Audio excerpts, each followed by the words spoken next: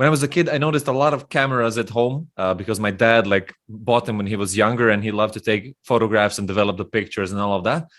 And they're really, really old, so he has like a 10-15 piece collection from when he was younger. And of course, today cameras are completely different than than they used to be. Yeah, a whole different ball game.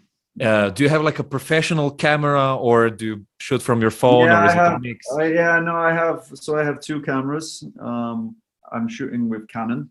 So I sort of started. Well, I have it actually. If you want me to get it, it's just over here. It's the first ever camera I had. Give me a second. So when I took my first road trip to Australia, my dad gave me this. It's a video camera.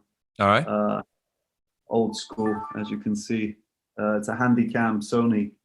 And I had this, and I had a point and shoot. Was the first sort of camera I had, a small little Samsung. It's still at home in my treasure chest. And yeah, compared to now, this is one of my cameras I'm shooting with. It's always here next to me. I'm shooting with the Canon 6D. So yeah, it's a bit of a beast of a camera. I have the Mark 1 and the Mark 2 now. But I would love to upgrade.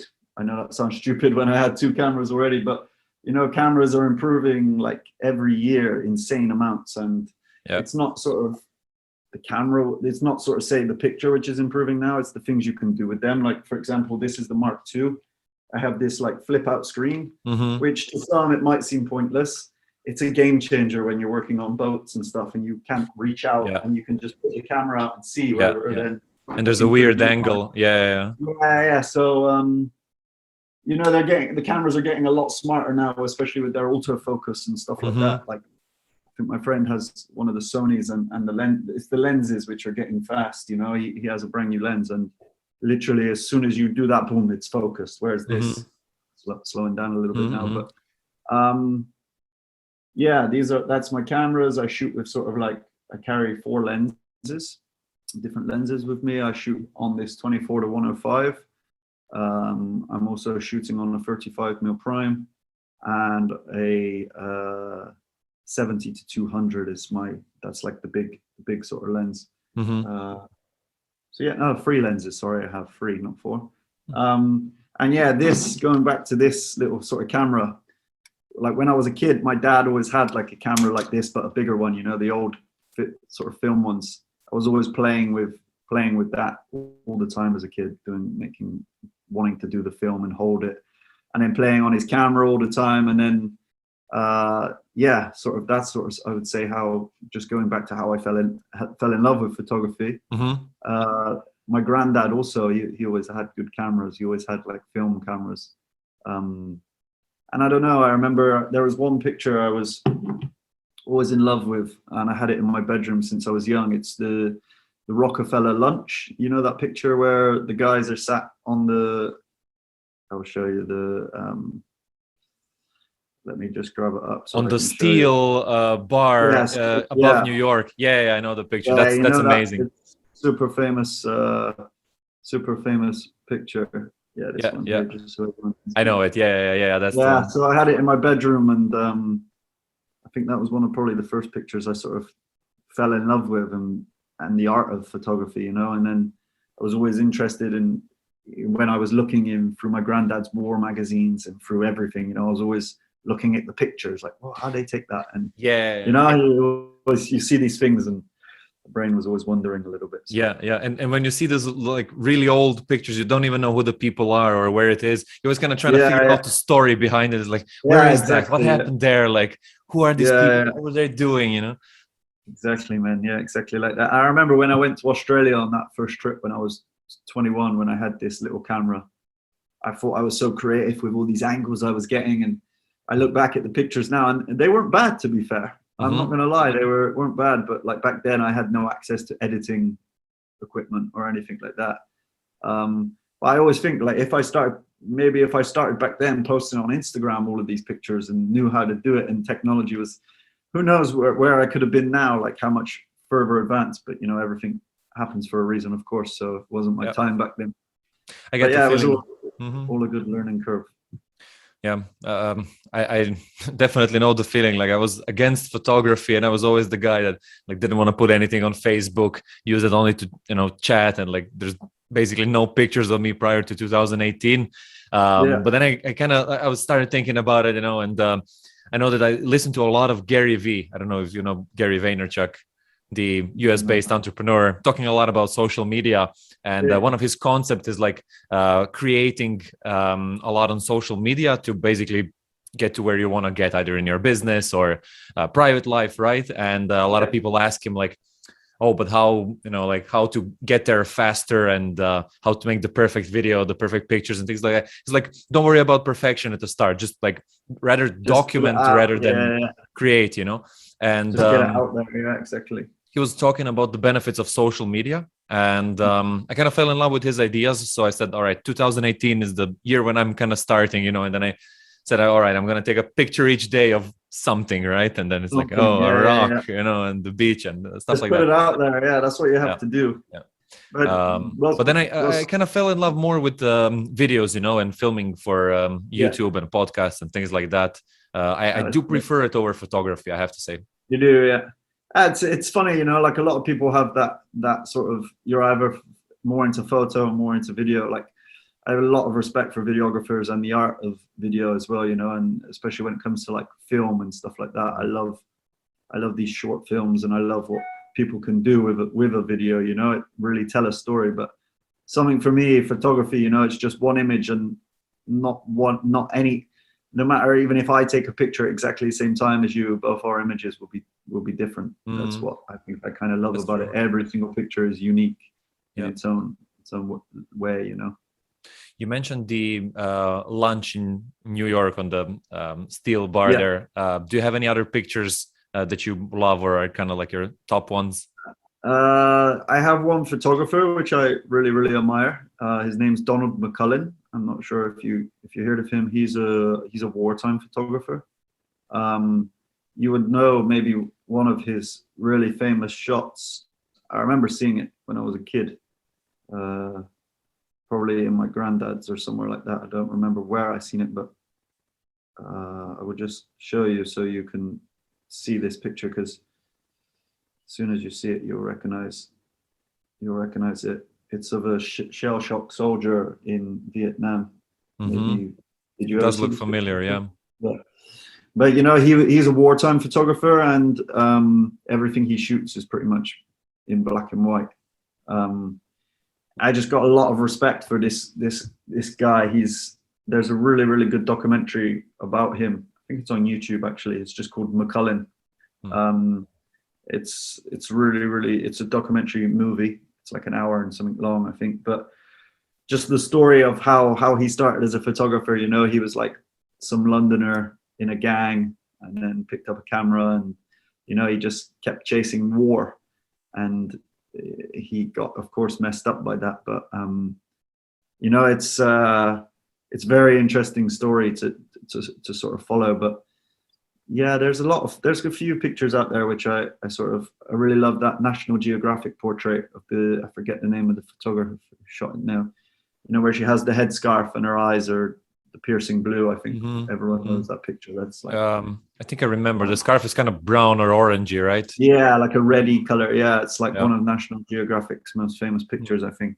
But yeah, I'm not too sure. Sometimes, like with pictures, I see a picture and I sort of really fall in love with that picture for a little while, and then something new comes along and I fall in love with that. And yeah, it's I'm not sure if I can say I have one all-time favorite picture. That's a good question. Yeah, I get that. And do you sell your art as well? So at the moment, I for the last few years I haven't been. When I was starting out, it was something I was sort of really, really doing.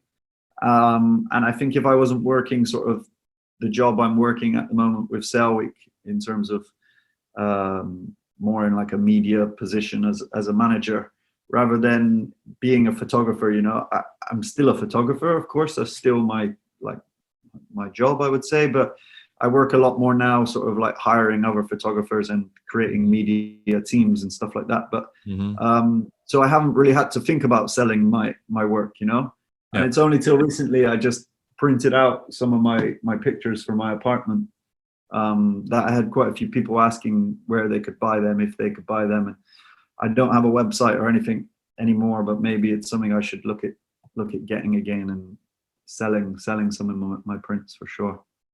So inbox is open if anyone wants to buy some. All right. For the watchers and listeners, we'll leave some links below in the show notes. But let's switch to video there, because I before we switch, I definitely think that's a good idea, and I'm sure that people will be interested.